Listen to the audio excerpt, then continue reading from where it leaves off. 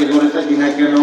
ওই সময় থেকে আপনার সন্তান আসার পর থেকে আমি আর গরম শরীর থেকে এমন একটা সুগন্ধি বের হয়, যে সুগন্ধিটা হলো মেশক আম্বরের চাইতে আরো উত্তম। শুধু তাই নয় আব্বাজান, আমার এই সন্তানটাকে আসার পর থেকে আমি যখন রাস্তা বের হই, আমার অজান্তে যদি আমার পায়ের নিচে একটা কাঁটা পড়ে, তাইলে কাঁটা পড়লে কি ব্যথা লাগে নাকি আরাম লাগে? হাঁটতে গেলে যদি আমার অজান্তে আমার পায়ের নিচে একটা কাঁটা পড়ে যায়, আব্বাজান খোদার কসম করে বলছি, আমি না অনুভব করি